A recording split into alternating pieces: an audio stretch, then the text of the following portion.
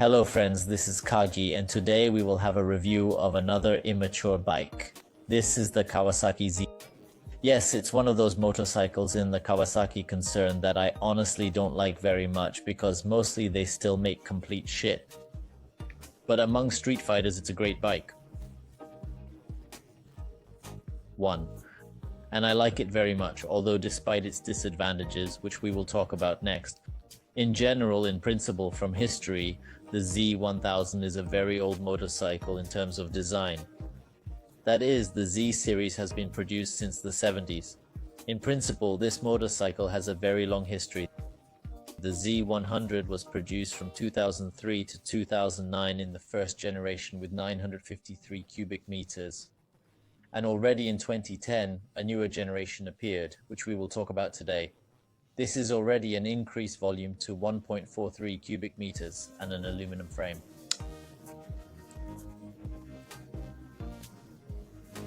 Overall, the motorcycle is quite fascinating.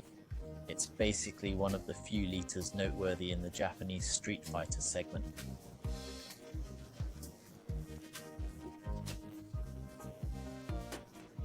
The bike comes in two versions. There's an SX version, which is the one with fairing and is equipped with traction control, unlike the regular version. In 2014, the models received a power boost reaching 142 horsepower and 111 nanometers at 7,300 revolutions per minute, which is quite impressive. What we've got here is a fuel-injected motorcycle with a 4-cylinder engine producing 138, 142 horsepower depending on the year, and 110 to 111 nanometers. It features double disc 4-piston brakes, a good inverted fork, although it's pretty small at 41 mm, a tiny tank in the early 2010s, which was 15 liters and became 17 liters later on. The motorcycle weighs 221 if equipped with ABS. The bike's fuel consumption is generally around 6-7 liters, but if ridden aggressively it can definitely reach close to 9 liters. The first downside of this motorcycle is the weak clutch. The discs and friction plates wear out very quickly, and there are times when the motorcycle hasn't even covered 15,000 kilometers yet, but the friction plates are already gone. On the whole, this is natural, also a reflection of the riding mode this motorcycle induces, because you don't ride it slowly and calmly, but even so, this part needs to be watched. The second disadvantage is the weight of 220 minus 221 kilograms, which is actually a lot because all its competitors, even the Japanese ones, have considerably less weight. For example, the same Suzuki weighs 209 kg, Montana 01 weighs about 210 kilograms. The only motorcycle that somehow keeps up is, of course, Honda, but Honda has never made particularly light motorcycles in this segment. At 217 kilograms, it doesn't make sense to compare it to European models because their motorcycles are much lighter. Take the same bun, it weighs 180 kilograms and around 200 kilograms in curb condition. Yes, the motorcycle is heavy. Because of this, it has good straight line stability, but it's not so easy to control on turns. Not that it significantly affects performance, but when you buy a street fighter, you'd like to minimize the weight. Any person who rides a motorcycle more or less regularly would understand that even 10 to 20 kilograms of weight on a motorcycle, especially how this weight is distributed, is very important. The third downside is the uncomfortable stock mirrors. Yes, the mirrors are really uncomfortable and you can pretty much only see your shoulders. Most people tend to buy some Rizoma kits, but unfortunately they're not that cheap. And they come out, you have to somehow manage this situation. In general, you just need to take into account that the mirrors are not very comfortable. The fourth drawback, and this is the last drawback, it relates in general, let's say, entirely to the lineage of this motorcycle. It's metal welding. Well, it's Kawasaki. What can you say about it? Of course, there's a lot of people, after reviews about the Z750 and other motorcycles, they really fuss over the quality of metal, like everything is fine, well, as if the owners of the unfortunate Z750 who ride with a cracked frame prove to everyone that yes, this is just a side mount there.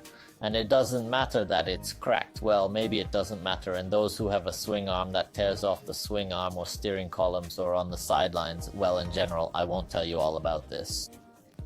It's an incredible story about the extraordinary metal that Kawasaki uses. But it's important to note that the strength of the metal isn't the strongest attribute of the motorcycle anyway. Particularly the welding, the spider especially. In a motorcycle, this spider is spot welded in 2 places. Under varying degrees of load, it simply breaks off and needs to be re-welded. Why they've not employed a proper welding in such a cost-effective and low labor-intensive area is beyond understanding. It's puzzling, but these problems do occur. Now, after the issues have been addressed, we can turn our attention to the motorcycle's advantages. There aren't a plethora of advantages here, but a few do exist, and they need acknowledging. The first advantage is unquestionably the engine and the character of the motorcycle, considering that 142 horsepower and 110 Newton meters at 7,300 revolutions per minute make a solid baseline. The motorcycle has a notably smooth engine torque curve. It really stands out as it performs impressively across all RPM ranges. The engine isn't particularly high revving due to the fact that during modification they made the conrod narrower and taller. As a result, it has fewer revs but better low-end torque, making the ride quite exciting. A top speed of 245 km per h and 3.3 seconds to 100 is a very good result, especially for a street fighter, so in my opinion this is quite a great engine. The only flaw is you need to keep an eye on the timing system, but this can generally be attributed to the previous point about the negatives. But I know one person whose Z1000 motorcycle's engine noise has ended at 2000. That's the reliability. Let's move on. Moreover, the second advantage, which is probably one of the most important benefits of this motorcycle, is the price. This is one of the cheapest motorcycles on the market, which allows you to get 140 horsepower on a street fighter. On the secondary market, it starts from 400,000 for the 2010 version. It's generally cheaper. You probably can hardly afford anything else. And why is it so cheap? Well, you'll sort of have to figure that out for yourself. No one will work at a loss, but overall the price is one of the greatest benefits of this motorcycle, specifically the Z. And the third, probably the most important advantage that couldn't be overlooked, is its design. Because probably 90% of people who buy this motorcycle are drawn to the design. Damn, the design is really cool. Well, what can I say? Yeah, it's the only thing, probably. Directly here's a very distinctive devil of this motorcycle, which buys this design. The designers really worked well.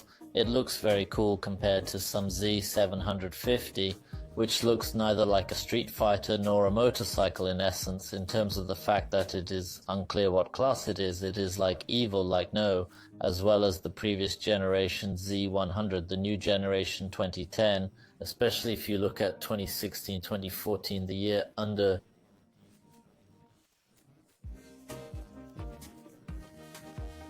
They made it very cool. It is very nicely done. The only downside to it, in my opinion, is the exhaust system, which just looks hideously, but it needs to just straight away be replaced, and put some other muffler or something else will be just directly push button. Overall, the motorcycle is very interesting bike.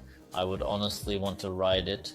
I sat on it a couple of times, but unfortunately I didn't manage to take a ride. So next year I hope I can. I have acquaintances who own one, and though there are some disadvantages, they are not so critical. Overall, the motorcycle is good.